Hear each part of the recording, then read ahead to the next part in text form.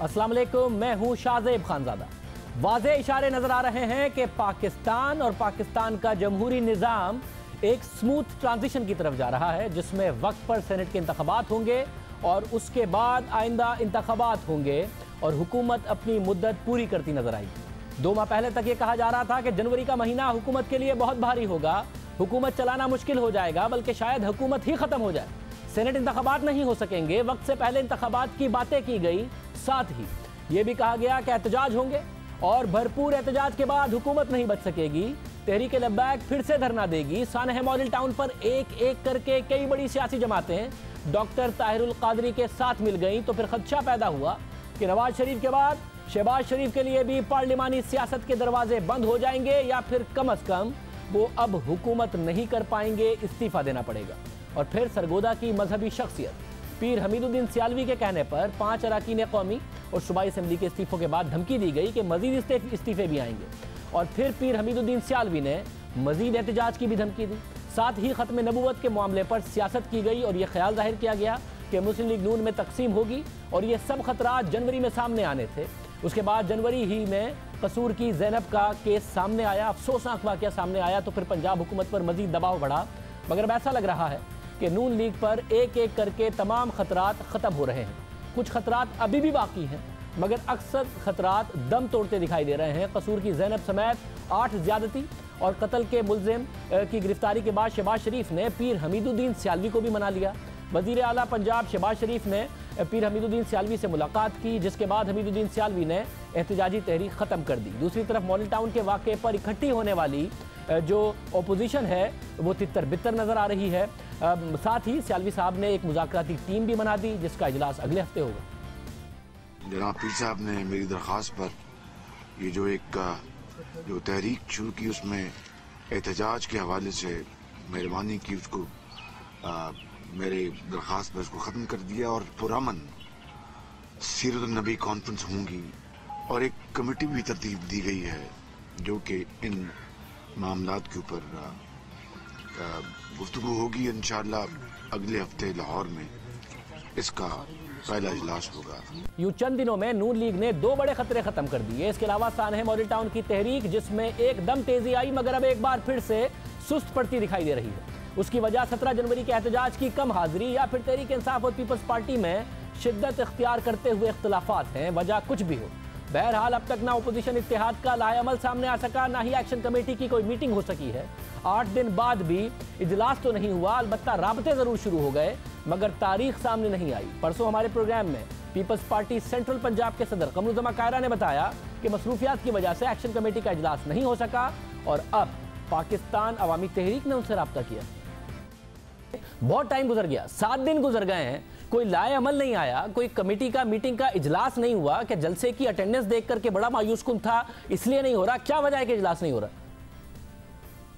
नहीं, असल में कुछ दोस्तों की मसरूफियत थी, कुछ हमारी भी, कुछ उनकी भी, और 2-3 दिन तक इम्कान था कि होगी। थोड़ा लेट हो गया है, लेकिन मुझसे कल भी उन्होंने रब्ता किया था और बाकी दोस्तों से रब्ता करके हमारी मीटिंग की डेट रख रहे थे। कल उन्होंने बैठ के दोस्तों ने रब्ता किया था। तो जो कमेटी की मीटिंग होनी थी, जो अगले दिन होनी थी, वो अब कब होगी?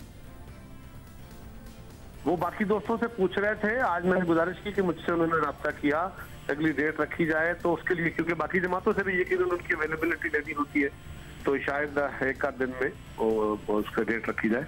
जिस काम का ऐलान ताहिरुल कादरी साहब ने 2 दिन के लिए किया था, उसके लिए 8 दिन 9 दिन बाद भी राब्ते किए जा रहे हैं, मगर एक दूसरे पर सख्त तनकीद के बाद तहरीक इंसाफ और पीपल्स पार्टी के लिए एक साथ बैठना मुश्किल लग रहा है। फिल वक्त नून लीग के लिए यह खतरा भी इतना संगीन नहीं लग रहा। इसके अलावा 17 जनवरी के एहतजाज के दौरान शेख रशीद ने इस्तीफे देने का ऐलान किया और इमरान खान ने उनकी तायीद की, और फिर इमरान खान ने कल समा टीवी को इंटरव्यू में इस्तीफों से मुताल्लिक कोई वाज़ेह जवाब नहीं दिया। अलबत्ता यह जरूर कहा कि इंतखाबात वक्त पर होना उन्हें सूट करता है। इमरान खान इस्तीफों के मामले पर अपना फैसला वाज़ेह नहीं कर रहे। अलबत्ता पीपल्स पार्टी के रहनुमा और कौमी असेंबली में अपोजिशन लीडर खुर्शीद शाह ने दावा किया कि तहरीक इंसाफ 1 फरवरी के बाद असेंबलियों से मुस्ताफ़ी होगी, लेकिन उससे कोई फर्क नहीं पड़ेगा। 28 जनवरी के बाद अगर तहरीक इंसाफ इस्तीफा दे भी दे तो भी कोई फर्क नहीं पड़ेगा ज़िमनी इंतखाबात की हद तक, क्योंकि ज़िमनी इंतखाबात नहीं हो सकेंगे और ना ही सेनेट इंतखाबात मुतासिर होंगे, क्योंकि आइन के मुताबिक इंतखाबात के अल्तवा की इजाज़त नहीं। सेनेट इंतखाबात के बाद पीपल्स पार्टी ऐवान में अक्सरियत खो देगी और मुस्लिम लीग नून सेनेट की बड़ी जमात बन जाएगी। उसके अलावा यह भी कहा गया कि मुस्लिम लीग नून का एक बड़ा ग्रुप अलग हो जाएगा। ये एक और दावा था जो नून लीग की कमजोरी बताता था और ये दावे बार बार किए गए। पहले मैं 25 कहता था, आज 44 MNA कह रहा हूँ कि ये ग्रुप बनाने के लिए तैयार है। ये 40-42 MNA जो जॉगर पहन के बैठे हैं नून के, ये क्या फैसला करते हैं? 4-5 हफ्ते इंतजार करो, ये निसार भी निकलेगा, ये शबाज भी निकलेगा, ये खाकान भी निकलेगा और ये ख्वाजा साद भी निकलेगा। अगर 40 से बढ़ गए ना तो फिर यहाँ आके हार चढ़ाना लाल हवेली में। अब मैं मुल्तान में कह के जा रहा हूँ 60+ हैं। मेरी जेब में ये 25 MNA की लिस्ट है जो जनूबी पंजाब में इनको अस्सलाम वालेकुम कहने के लिए जाकर पहने हुए बैठे हैं। शेख रशीद का दावा अपनी जगह, मगर ये हकीकत है कि इंतखाबात करीब आ रहे हैं और नून लीग अब तक मुत्तहिद है। अहम बात यह है कि अपोजिशन को हुदैबिया केस से भी बहुत उम्मीदें थी कि मामला सुप्रीम कोर्ट पहुंच गया है, जिसके बाद शरीफ खानदान के पनामा से बच जाने वाले अफराद भी मुश्किल में आ जाएंगे। मगर सुप्रीम कोर्ट ने नैब की दरख्वास्त मुस्तरद करके शरीफ खानदान की मुश्किल आसान कर दी। उसके अलावा कई माह तक ऑरेंज लाइन का मंसूबा रुके रहने के बाद आखिरकार सुप्रीम कोर्ट से इजाज़त मिलने के बाद वो भी शुरू हो गया। अगर पंजाब हुकूमत से इंतखाबात से पहले मुकम्मल कर लेती है इस मंसूबे को तो उसे इंतखाबी मुहिम में बड़ी कामयाबी मिल जाएगी। अब अगर देखा जाए तो सिर्फ और सिर्फ नून लीग के लिए नैब के रेफरेंसेस का खतरा बरकरार है, जो कि नवाज शरीफ के खानदान के खिलाफ है, जिनकी समाअत हो रही है और एहतसाब अदालत ने 8 मार्च तक उस पर फैसला सुनाना है। मगर अब तक नैब को लंदन फ्लैट्स के हवाले से कोई ठोस इजाफी शवाहिद हासिल नहीं हो सके हैं। बहरहाल अदालत का फैसला आना अभी बाकी है। अब इंतखाबात वक्त पर होते दिखाई दे रहे हैं। यूं तवील अबूरी हुकूमत का खतरा भी टल जाएगा और सेनेट इंतखाबात भी हर हाल में वक्त पर होंगे। क्या उनके रास्ते की तमाम बड़ी रुकावटें दूर हो गई हैं या मुश्किलात अब भी बरकरार हैं? इस हवाले से बात करेंगे सीनियर सहाफ़ी और तज्ज़ियाकार मुजीबुर रहमान शामी साहब हमारे साथ मौजूद हैं। उसके बाद हामिद मीर साहब भी हमें ज्वाइन करेंगे। शामी साहब बहुत शुक्रिया। शामी साहब, अभी समझा जाए कि सेनेट इंतखाबात वक्त पर होंगे, आइंदा जो आम इंतखाबात हैं वो भी वक्त पर होंगे, हुकूमत अपना टाइम मुकम्मल कर लेगी, खतरात ख़त्म हो गए हैं या आपके ख्याल में खतरे बाकी हैं अभी? देखें जी, धड़का तो हर वक्त लगा रहता है, लेकिन मेरी तो ये राय रही है कि इलेक्शन बर वक्त होंगे और सेनेट के इंतखाबात भी हो जाएंगे। और जो जो वक्त आगे बढ़ा है वो जो गलत फहमियाँ हैं या बदअंदेशियाँ हैं उन्होंने दम तोड़ा है। मुझे अब कोई वजह नज़र नहीं आती कि इंतखाबात वक्त पर क्यों ना हो और सेनेट जो है वो मुकम्मल क्यों ना हो और ये जो असम्बलियाँ हैं सूबाई ये सेनेट का इंतखाब क्यों ना करें। मतलब अब मसला ये है कि नून बहुत लगाती थी। अब शहबाज शरीफ साहब सियालवी साहब से मिले, मामला तय पा गए, हालांकि उनके खतरे के हवाले से बात की जा रही थी। मॉडल टाउन में अपोजिशन मिली, फिर इल्ज़ाम लगाया कि ये साजिश ही है, इसके पीछे कोई, वो 2 दिन में होना था, वो मामला भी आगे नहीं बढ़ा, अपोजिशन तितर बितर नज़र आती है। तो जिन पर नून लीग इल्ज़ाम लगाती थी वो इल्ज़ाम गलत था या जिन पर लगाती थी उनके साथ कोई मामला तय पा गए जिसकी वजह से नून लीग के लिए मुश्किलात हल होती जा रही? मेरा ख्याल है कुछ ऐसा भी होता है कि कराने की ख्वाहिश जो है वो दिल में रह जाती है, यानी जो ज़मीनी हक़ाइक़ हैं वो उसका साथ नहीं देते। अब जिस ज़ोर शोर के साथ मुत्तहिदा अपोजिशन का क़याम, नाम नहाद क़याम अमल में आया और फिर जिस तरीके से जलसे का ऐलान हुआ और जो हंगामा उठाया गया और आपने देखा ज़मीनी हक़ाइक़ ने उसका साथ नहीं दिया, तो ये तो नहीं कहा जा सकता कि जो लोग जो मुक़्तदर ताकतें थीं उन्होंने कोई इरादे बदल लिए। मेरा ख्याल है उनके इरादे जो हैं वो हक़ाइक़ के मुताबिक नहीं थे और मुत्तहिदा अपोजिशन जो है ना तो मुत्तहिदा थी और ना ही वो इस पोजीशन में थी कि बहुत बड़ा शो कर सकती और ताकत का मुजाहरा कर सकती। लोग जो हैं इस मूड में नहीं हैं कि हंगामा हो और इंतखाबात मौखर हो जाएं या आगे बढ़ा दिए जाएं। 4 माह जब हुकूमत को रह जाएं तो फिर उसके ख़िलाफ़ तहरीक चलाना जो है कोई समझ में आने वाली बात नहीं है। तो मेरा ख्याल है कि जो लोग मंसूबे बना रहे थे वो भी ख्याली पुलाव ज़्यादा पका रहे थे और उनके ख्याली पुलाव जो हैं वो धरे के धरे रह गए हैं। अच्छा साहब, मुत्तहिदा तो कुछ नहीं कर पाई मगर इमरान खान बहरहाल अपने लोगों से इस्तीफ़े ले चुके हैं और खान साहब बहरहाल एक सूबा चलाते हैं, नेशनल असेंबली में भी उनके पास MNAs मौजूद हैं। अगर खान साहब इस्तीफ़े दें और फिर उसका कॉम्बिनेशन जाहिर है सड़कों पर आने से करें तो धचका नहीं लग सकता। हालांकि खान साहब बड़े क्लियर नहीं है, वो कहते हैं वक्त पर इंतखाबात हो, सूट करता है, मगर उन्होंने इस्तीफे भी ले लिए हैं, फैसला भी कोई नहीं कर रहे, कहते हैं डेवलपिंग सिनेरी होता है पाकिस्तान में। तो खान साहब इस्तीफे और सड़कों पर आने के साथ इस हुकूमत को धचका नहीं दे सकते? देखिए, इस्तीफे अगर वो देंगे तो यानी खैबर पख्तूनख्वा की असम्बली से देंगे या कौमी असम्बली से देंगे, तो उनके इस्तीफ़ों से कौमी असम्बली की सेहत पे कोई फ़र्क पड़ने वाला नहीं है। और इसी तरह खैबर पख्तूनख्वा से अगर देंगे तो अपनी हुकूमत को ख़त्म करेंगे, उनके जो अपने मंसूबे हैं वो मुकम्मल नहीं हो पाएंगे और उनके पाँव से ज़मीन वहाँ से भी निकलेगी। उनका अपना मुफाद इस बात में है कि उनकी जमात वहाँ अपनी मुद्दत पूरी करे और सेनेट के इंतखाबात में हिस्सा ले, क्योंकि इससे ज़्यादा बेहतर पोजीशन शायद उनकी ना रहे। अगर वो सेनेट के इंतखाबात में हिस्सा नहीं लेते तो जो नशिस्तें तहरीक इंसाफ को मिलने वाली हैं वो भी नहीं मिलेंगी। और जहाँ तक ऐसी स्ट्रीट पावर का ताल्लुक़ है जो हंगामा उठा सके, तो आज तक तो उसका मुजाहरा किया नहीं जा सका।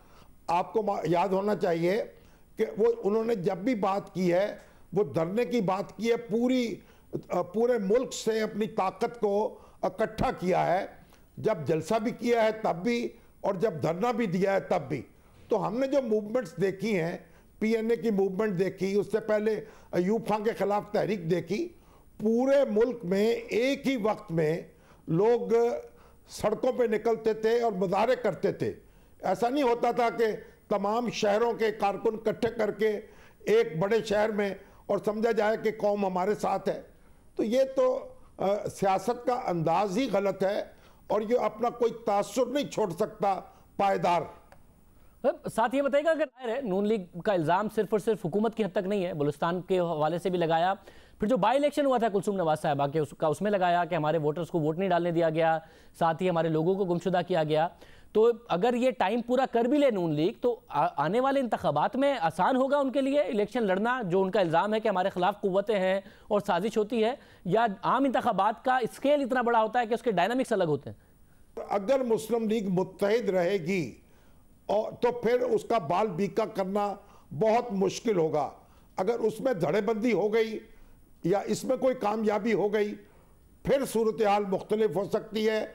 गोया मुस्लिम लीग नून अपने पाँव पर कुल्हाड़ा तो मार सकती है, कोई दूसरा उसको अपना निशाना नहीं बना सकता।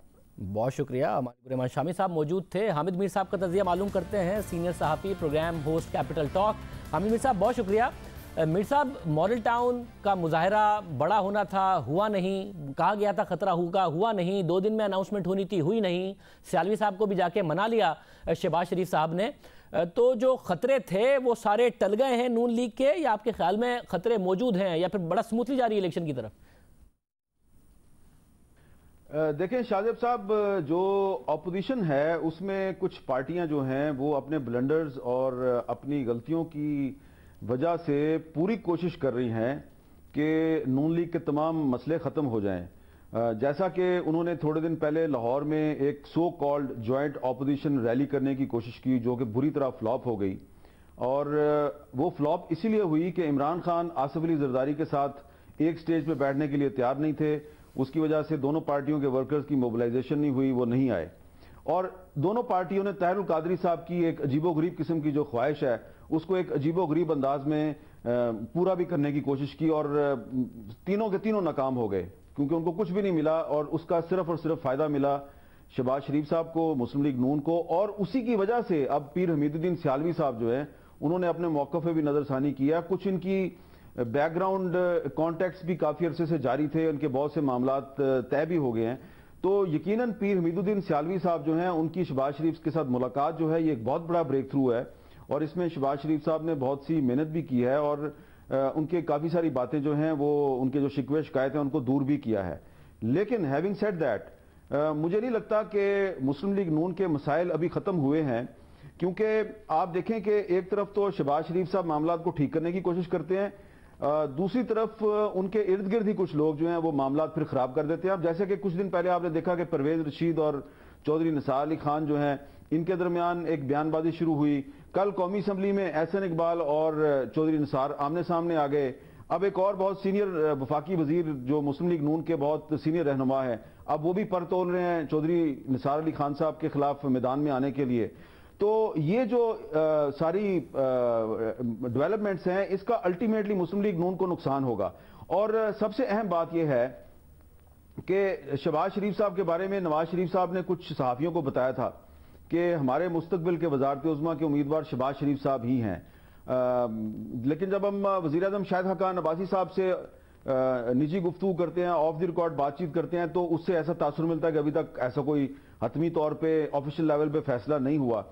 और तीसरी तरफ जो शहबाज शरीफ साहब ने एक फैसला किया है कि वो अपने भाई के साथ खड़े रहेंगे और वो भाई को डिच करके अपना इक़्तिदार हासिल करने का जो ख्वाब है उसको पूरा नहीं करेंगे, तो इस पर भी कुछ लोग जो हैं वो उनसे खुश नहीं है। और आप देखें कि ये जो शहबाज शरीफ साहब के खिलाफ नतने मुकदमात बन रहे हैं, ये इसलिए बन रहे हैं कि वो भाई का साथ छोड़ने के लिए तैयार नहीं है। लेकिन इससे शहबाज शरीफ साहब की जो साबित कदमी है कि वो पार्टी के अंदर रह के अपना इख्तिलाफ राय करते हैं, वो भाई साहब को कहते हैं कि आप इदारों के साथ मुहाजरा ही ना करें, लेकिन पब्लिकली बहुत भरपूर तरीके से भाई का साथ भी दे रहे हैं।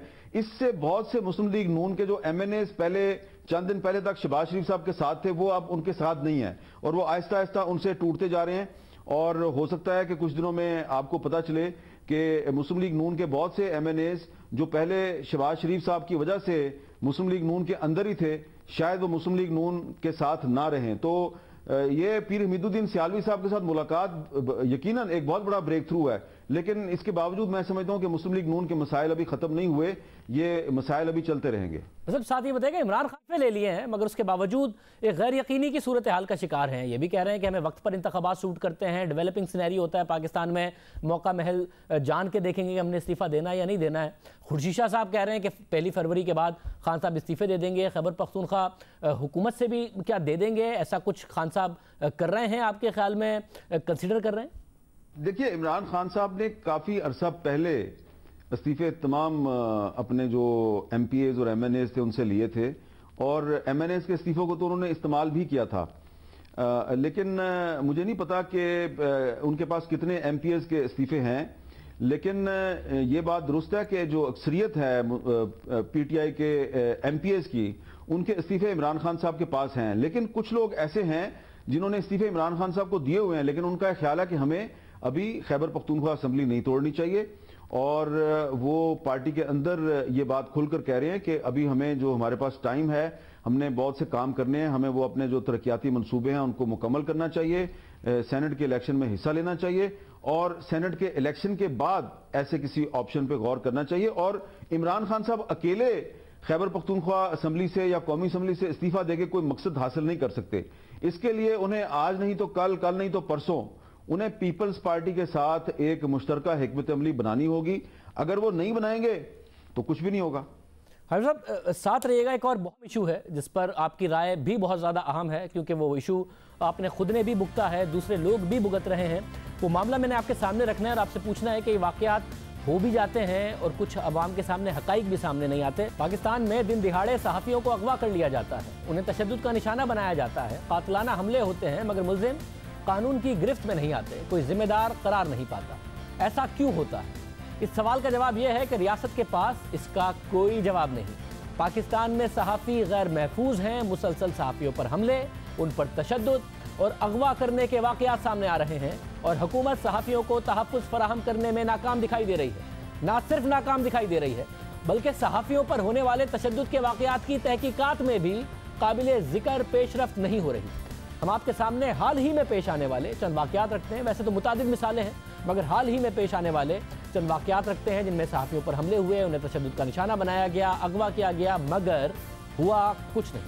27 नवंबर 2017 को द न्यूज़ के सीनियर इन्वेस्टिगेशन रिपोर्टर अहमद नूरानी को इस्लामाबाद में कत्ल करने की कोशिश की गई। तीन हमलावरों ने अहमद नूरानी को बदतरीन तशद्दुद का निशाना बनाया, उन्हें जख्मी हालत में अस्पताल मुंतकिल किया गया।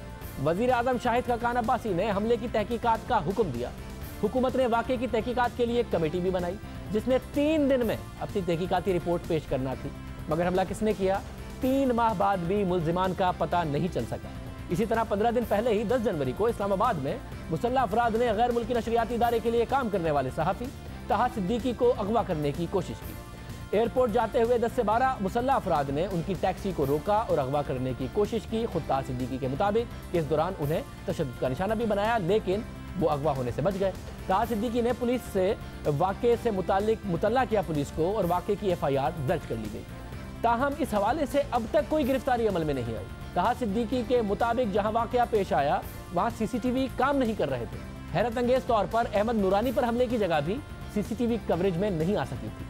हालांकि इस्लामाबाद में सेफ सिटी प्रोजेक्ट मौजूद है। अहमद नूरानी की तरह ताहा सिद्दीकी को भी मामले की तह तक पहुंचने की यकीन दहानी करवाई गई और कुछ नहीं हुआ। इसी तरह 4 दिन पहले जामे कराची में मरहूम प्रोफेसर डॉक्टर हसन जफर आरिफ के ताज़ियती इजलास में शिरकत के बाद एक्सप्रेस ट्रिब्यून के सहाफ़ी फवाद हसन को सादा लिबास अफराद ने उठा लिया और फिर जामे कराची के असातिज़ा के एहतजाज के बाद उन्हें रिहा किया गया। सहाफ़ी फवाद हसन ने उसके बाद ट्वीट किया कि सवाल उठाना, लिखना, तकरीर करना जुर्म है या उठाकर मारना, गालियां देना और धमकियां देना। ये तो सिर्फ 3 मिसालें हैं जो हाल ही में पेश आई हैं, मगर इसके अलावा सहाफ़ियों को धमकाया गया, उन्हें अगवा किया गया, उन पर तशद्दुद किया गया और कई सहाफ़ी कत्ल भी हो गए। सीनियर सहाफ़ी उमर चीमा को अगवा किया गया, उन पर तशद्दुद किया गया। इसी तरह सीनियर सहाफ़ी और तज्ज़ियाकार हामिद मीर पर भी कातलाना हमला किया गया, 6 गोलियां उन्हें लगी। इन दोनों हमलों के बाद ये दावे किए गए कि जो हमलावर हैं उन्हें बाकायदा तौर पर सामने लाया जाएगा, लेकिन हुकूमत अब तक खामोश है। सहाफ़ियों पर हमलों और तशद्दुद के वाक़यात पर हम बात करते हैं। खुद हमारे साथ मौजूद हैं हामिद मीर साहब। हामिद मीर साहब, बहुत शुक्रिया, आपने इंतज़ार भी किया। ये जो सवाल मैं आपके सामने रखना चाह रहा था, आप पर खुद हमला हुआ, आप बहादुरी से आपने ज़ाहिर सेहतियाब भी हुए और अपना प्रोफेशन जारी भी रखे हुए हैं। हामिद साहब, वजह क्या है? अहमद नूरानी साहब पर हालिया हमला, फिर एक रिपोर्टर को अगवा कर लिया गया, फिर रिहा कर दिया गया, एक को अगवा करने की कोशिश की गई। हुकूमत दावे करती है कि तहकीकात होंगी, तहकीकात की रिपोर्ट नहीं आती। आपको आज तक पता चला कि आप पर किसने हमला किया था और क्या वजह है कि बाकी वाकयात का पता नहीं चलता कि क्या हुआ था, हालांकि हुकूमत उस वक्त दावे करती। देखिए शाहजेब साहब, ये एक बहुत ही अहम और हसास मसला है और अगर पाकिस्तान में सहाफ़ियों को तहफ़्फ़ुज़ नहीं मिलेगा तो ना तो पाकिस्तान में जमहूरियत महफूज हो सकती है और ना ही पाकिस्तान में जो पाकिस्तान का आइन और कानून है ये महफूज हो सकता है, क्योंकि जो आज़ादी सहाफ़त को तहफ़्फ़ुज़ दिया गया है वो पाकिस्तान के आइन के अंदर भी दिया गया है और किसी भी मुल्क में उस वक्त तक सहाफ़त की आज़ादी जो है उसको तहफ़्फ़ुज़ फराहम नहीं किया जा सकता जब तक कि उस मुल्क की पार्लियामेंट और अदलिया आज़ाद ना हो। अब आप देखें कि सहाफ़ियों को अगवा करने, उनको कत्ल करने के वाक़यात साल हर साल से पाकिस्तान में जारी हैं। मैं कहाँ से शुरू करूँ, क्योंकि बहुत से तो मेरे ऐसे दोस्त हैं, ऐसे साथी हैं जो मुझसे मशवरा किया करते थे कि बताओ हामिद मीर, हम ये प्रोफेशन छोड़ दें या इस प्रोफेशन में ही रहें, और मैं उनको हमेशा मशवरा देता था कि नहीं नहीं, आप इस प्रोफेशन में रहें, आपको प्रोफेशन नहीं छोड़ना चाहिए। फिर वो अगवा हुए और उनको कत्ल कर दिया गया। मैं ऐसे कई नाम आपके सामने पेश कर सकता हूँ। हयातुल्लाह खान से कहानी शुरू होती है, मूसा खान खेल, फिर उसमें सलीम शहजाद, कितने नाम आए। लेकिन अब देखें कि ये जो सहाफ़ियों को उठाने और उन पे तशद्दुद के जो हालिया वाक़यात हैं, अभी थोड़े दिन पहले की बात है कि एक ऑफ द रिकॉर्ड गुफ्तगू हो रही थी वज़ीर आज़म शाहिद खाकान अब्बासी साहब से। तो मैंने उनसे कहा कि देखिए वो मतीउल्लाह जान साहब के साथ क्या हुआ, अहमद नूरानी साहब को उठाने की कोशिश हुई, ये शाहिद खाकान अब्बासी साहब ये क्या हो रहा है यहाँ पे, ये नहीं होना चाहिए। तो उन्होंने वो कहका लगाया और कहा कि जनाब हमारी बलोचिस्तान असम्बली उठा के ले गए, आप कहते हैं कि सहाफ़ियों को उठा के ले जाते हैं। तो ये देखिए इस मुल्क का मुंतखब वज़ीर आज़म अपनी बेबसी का इजहार कर रहा है। अब यही वजह है कि सहाफ़ियों के अगवा, उन पे तशद्दुद के वाक़यात का कोई नोटिस नहीं लेता। हर मामले का सुप्रीम कोर्ट आज खुद नोटिस लेती है, हाई कोर्ट्स नोटिस लेते हैं, लेकिन सहाफ़ियों के अगवा और उन पे तशद्दुद के वाक़यात का आज खुद नोटिस नहीं लिया जाता। तो अब ये जो पिछले दिनों इस्लामाबाद में कुछ वाक़यात पेश आए थे, तो इन वाक़यात के बाद फिर ये हुआ कि Rawalpindi Islamabad union of journalist ने यह फैसला किया कि हम खुद तहकीकात करेंगे कि ये जो हमारे साथियों के साथ वाक़यात हो रहे हैं हम इसकी खुद तहकीकात करेंगे। तो मतीउल्लाह जान साहब जो हैं उन पर जब अटैक हुआ तो उसके फौरन बाद Rawalpindi Islamabad union of journalist ने एक फैक्ट फाइंडिंग कमेटी बनाई, उसका मुझे उन्होंने सरबराह बना दिया और हम उसमें जो 4-5 लोग थे हमने उसको अप्रूव करना शुरू किया। अब उसमें जाहिर बात है कि हम कोई रियासती इदारा तो है नहीं है, हमारी कुछ लिमिटेशंस हैं, लेकिन हमने फॉलो अप करने की कोशिश की। हमने देखा कि इसमें जो पुलिस है वो जियो फेंसिंग से कतरा रही है, पुलिस ने जियो फेंसिंग नहीं की। इस दौरान में अहमद नूरानी साहब का वाकया हो गया, उनकी भी जियो फेंसिंग नहीं हुई और भी जो 2-3 वाकयात थे उसमें जियो फेंसिंग नहीं होती थी। तो इसमें हम देखें कि कम से कम इस्लामाबाद जो कि वफाकी हुकूमत के कंट्रोल में है, यहाँ पे वजारत दाखिला जो है उसकी रिट बनती है। तो इसमें हमने वजीर दाखिला एहसन इकबाल साहब से गुजारिश की कि इन वाकयात की आप जियो फेंसिंग करवाएं ताकि कुछ हमें पता चले।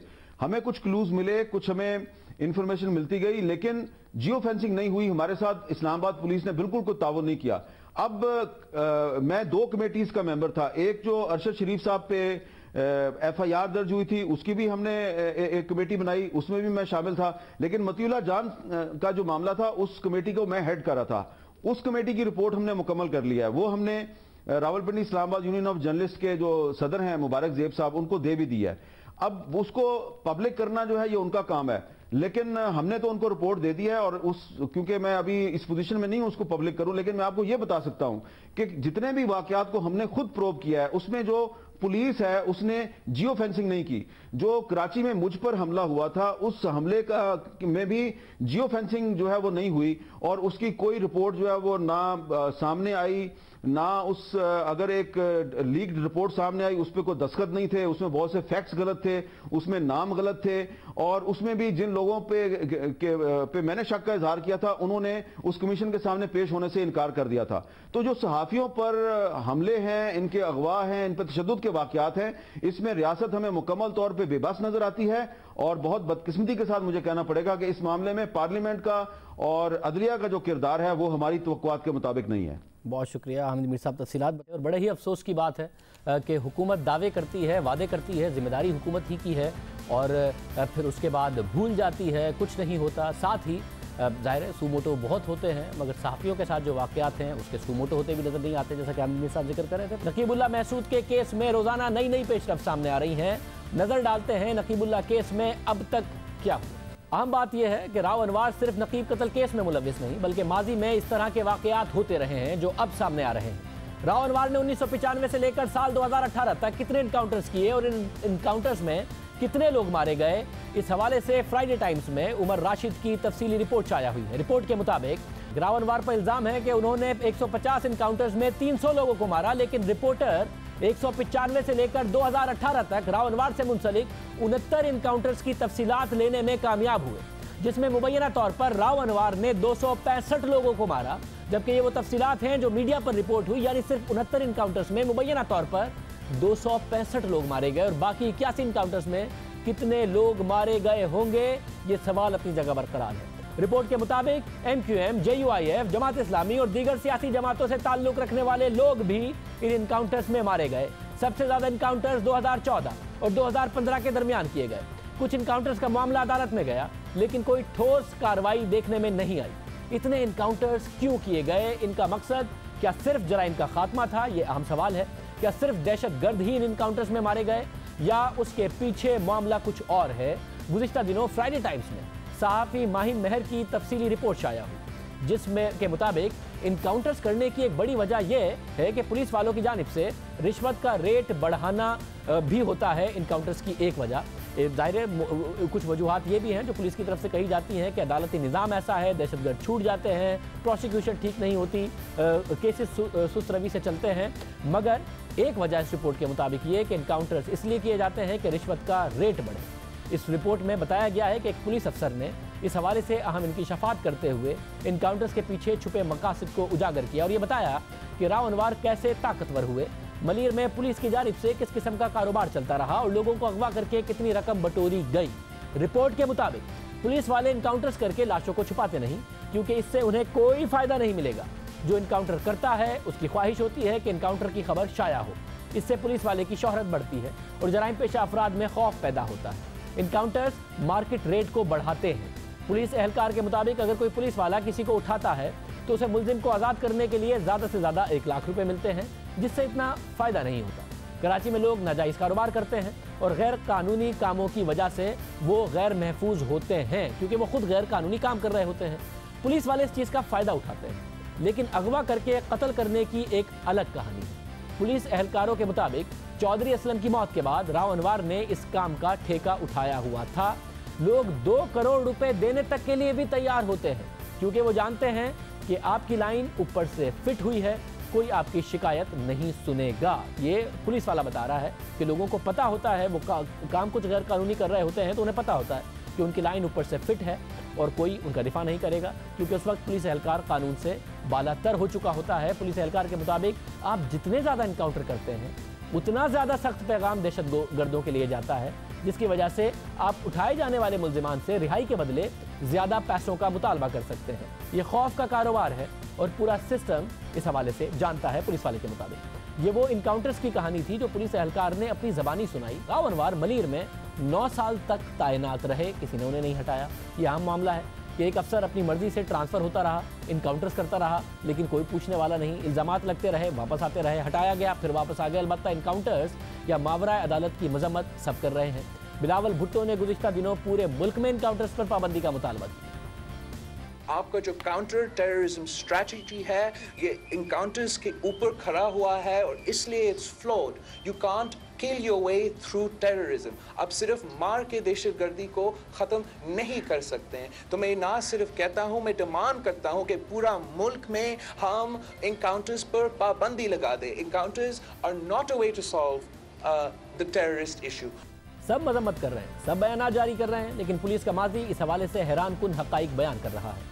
अगर मावरा अदालत कत्ल के रुझान को रोकना है तो इस हवाले से संजीदा इक़दामात करने होंगे। पुलिस के आला अफसरान को भी कानून का पाबंद करना होगा, इदारों के सामने जवाबदेह करना होगा, बेगुनाह लोगों को कत्ल करने वालों को सख्त सज़ा देनी होगी। लेकिन अब तक राव अनवार की अदम गिरफ्तारी और उनकी तरफ से जारी करदा बयानात इन तमाम मुमकिन इम्कानात की नफ़ी कर रहे हैं। पंजाब हुकूमत के हवाले से बाकायदा तासुर है कि शहबाज शरीफ खुद इस बात को अप्रूव करते हैं कि बहुत सारे मुतादिद केसेस में इनकाउंटर्स कर दिए जाएं। वहाँ पर भी एक्शन की ज़रूरत है, क्योंकि इनकाउंटर्स हल नहीं है।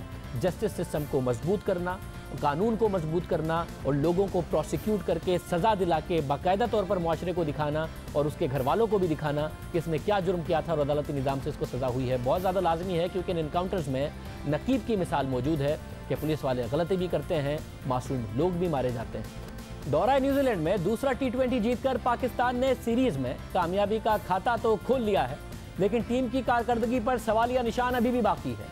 2017 की ICC चैंपियंस ट्रॉफी की फातेह है पाकिस्तानी क्रिकेट टीम का 2018 का आगाज बदतरीन शिकस्त के साथ हुआ। न्यूजीलैंड में मेजबान टीम के खिलाफ कौमी क्रिकेट टीम वनडे सीरीज में वाइट वॉश हुई। फिर वनडे सीरीज के 5 मैचेस में मुसलसल शिकस्त। गुज़िश्ता 3 सालों में न्यूजीलैंड के खिलाफ पाकिस्तानी टीम की मुसलसल 11वीं शिकस्त थी, जो कि एक रिकॉर्ड बन गया। पहले T20 मैच में भी उसे नाकामी का मुंह देखना पड़ा, दूसरा मैच जीता। उम्मीद करते हैं तीसरा मैच जीतकर कम से कम T20 सीरीज पाकिस्तान अपने नाम करे। मगर यहाँ एक अहम बात है, जिस तरह न्यूजीलैंड की सरजमीन पर हमारी सीनियर कौमी टीम मुसलसल ख़राब कारकर्दगी दिखा रही है, जो बैट्समैन है वो नहीं खेल पा रहा है, बॉलर्स की अच्छी कारकर्दगी नहीं, उसी ज़मीन पर जारी अंडर 19 वर्ल्ड कप में नौजवान पाकिस्तानी टीम ने जीत का सफर तय करते हुए अब सेमीफाइनल के लिए क्वालिफाई कर लिया है और अच्छा परफॉर्म कर रही है। पाकिस्तान अंडर 19 टीम ने जनूबी अफ्रीका को हराकर ICC अंडर 19 वर्ल्ड कप के सेमीफाइनल के लिए क्वालिफाई कर लिया है, जबकि उससे पहले क्वार्टर फाइनल में नौजवान टीम ने श्रीलंका को शिकस्त दी थी। अंडर 19 वर्ल्ड कप में पाकिस्तानी टीम की जानिब से जो सबसे नुमाया नाम सामने आया है वो है middle order left hand batsman Ali Zaryab का, जिन्होंने जनूबी अफ्रीका के खिलाफ क्वार्टर फाइनल में भी 74 रन की नाकाबिल शिकस्त इनिंग्स खेलकर टीम को फतह दिलवाई और इस अहम मैच के मैन ऑफ द मैच करार पाए। मुश्किल टाइम में खेला और जो दूसरी टीम है जनूबी अफ्रीका की टीम थी, उनके कप्तान ने भी बड़ी तारीफ की कि इसने प्रेशर में ज़बरदस्त खेला। ज़रियाब ने इस इवेंट में 3 मैचेस में 2 निस्फ सेंचुरियाँ स्कोर की हैं इन्हीं कंडीशंस में। अंडर 19 टीम के कप्तान हसन खान ने ज़रियाब को टीम की दीवार का टाइटल दिया, जबकि क्वार्टर फाइनल में शिकस्त खाने वाली जनूबी अफ्रीकी टीम के कप्तान ने भी ज़रियाब की इनिंग्स को सराहते हुए कहा कि शदीद दबाव में भी ज़रियाब तहम्मुल मिजाजी के साथ खेलते हैं, जो एक मैच्योर खिलाड़ी की, पुख्ता खिलाड़ी की निशानी है। पाकिस्तानी अंडर 19 टीम की न्यूजीलैंड में जारी वर्ल्ड कप में अच्छी कारकर्दगी और नौजवान टैलेंट का मैच्योरिटी के साथ खेलना अच्छी खबर है। सीनियर खिलाड़ी उन्हीं कंडीशंस में नहीं खेल पा रहा है, ये एक बड़ी मायूस कुन खबर नज़र आती है, जबकि जूनियर खिलाड़ी उन्हीं कंडीशंस में परफॉर्म कर रहे हैं। रमीज़ राजा साहब हमारे साथ मौजूद हैं। रमीज़ राजा साहब बहुत शुक्रिया। क्या वजह है कि जो सीनियर खिलाड़ी हैं वो उन्हीं कंडीशंस में स्ट्रगल कर रहे हैं, जूनियर खिलाड़ी परफॉर्म कर रहे हैं और सेमीफाइनल तक पहुंचे हैं, ऐसा क्यों है? देखिए, सीनियर टीम और जूनियर टीम की परफॉर्मेंस को मिलाना जो है वो थोड़ी सी ज्यादती है, इसलिए कि अंडर 19 लेवल का टैलेंट जो है वो उतना सॉलिड और बेस इतना सॉलिड नहीं है जितना कि इंटरनेशनल टीम्स का होता है। न्यूजीलैंड की टीम जो है वो बहुत ही शानदार लिमिटेड ओवर्स की टीम है, इसलिए कि फील्डिंग अच्छा करती है, फिट है, उनके कॉम्बिनेशन 50 ओवर्स क्रिकेट में बहुत सॉलिड बने हुए हैं और एक तरह से जब प्रेशर पड़ता है तो उनके पास डिफेंसिव मैकेनिज्म भी है और ऑफेंसिव मैकेनिज्म भी है, बॉलिंग का और बैटिंग का। जब पार्टनरशिप की जरूरत होती है बैट के साथ वो पार्टनरशिप लगाते हैं, जब बॉलिंग की पार्टनरशिप की जरूरत होती है तो वैसा काम करते हैं। Pakistan on the other hand एकदम से जैसे कि घबरा गए, बाउंसर बम्पर की स्ट्रेटजी अपनाई न्यूजीलैंड ने बॉलिंग में, हर ओवर में एक बाउंसर करते थे, जिससे कि पाकिस्तान की जो बैटिंग थी वो हिल सी गई, क्योंकि पुल शॉट ज्यादा प्लेयर्स अच्छा नहीं खेलते हैं अनफॉर्चुनेटली। और हुआ क्या कि एक मॉडल सी अप्रोच उन्होंने अपनाई, क्योंकि जब स्पिनर्स भी आए तो वो उस घबराहट का शिकार थे जो कि बाउंसर स्ट्रेटजी से इस टीम को, बैटिंग साइड को जिसने ललकारा था। तो स्ट्रेटजी के पॉइंट ऑफ व्यू से, एक्सिक्यूशन पॉइंट ऑफ व्यू से कंडीशंस को सही समझे नहीं है। वो समझे कि सब कॉन्टिनेंट जैसी कंडीशंस पे जैसे इनका कॉम्बिनेशन चलते हैं वैसे न्यूजीलैंड में चल जाएंगे, ऐसा है नहीं। स्लोअर बॉल के बजाय सीम बॉलिंग करने की जरूरत थी, एक एक्स्ट्रा लेग स्पिनर को लेके जाना चाहिए था, क्योंकि 130-135 की स्पीड के फास्ट बॉलर्स पे यूज टू है न्यूजीलैंड की बैटिंग खेलने। अगर आप यासिर शाह को ले आते 50 ओवर क्रिकेट के लिए, जो कि बिग बैश खेल रहे थे और वहां वो नया बॉल कर रहे थे ऑस्ट्रेलिया में, तो न्यूजीलैंड में आके वो एक सहारा बन सकते थे, क्योंकि न्यूजीलैंड जैसी टीम के खिलाफ जब तक आप विकेट्स नहीं लेते या नहीं लेंगे आपकी बॉलिंग चलती नहीं है, क्योंकि हमारी डिफेंसिव बॉलिंग स्ट्रांग नहीं है। ऑफेंसिव बॉलिंग के लिए हमें विकेट्स चाहिए और मीडियम पेस से वो विकेट्स मिल नहीं रही थी। शादाब खान ने अच्छी बॉलिंग की, दूसरे एंड पे हेल्प नहीं थी, जिसकी वजह से हमारी बॉलिंग स्ट्रैटेजी भी वो तितर बितर हो गई। एक टैलेंट है, आप बड़ा अच्छा परफॉर्म किया है, मैचेस बचाए हैं, जनूबी अफ्रीका के मैच में क्वार्टर फाइनल में शिकस्त से पाकिस्तान को जितवाया, सबने तारीफ भी की। आपको क्या लगता है इस पर मेहनत करें, उसको ग्रूम करना चाहिए, इन कंडीशंस में खेल रहा है, क्योंकि पाकिस्तान में तारीखी तौर पर फौरी तौर पर भी नेशनल टीम में आ जाते हैं प्लेयर्स, और ऐसा भी हुआ है कि फिर परफॉर्म नहीं कर पाए, फिर कभी जगह नहीं बना पाए, क्या करना चाहिए?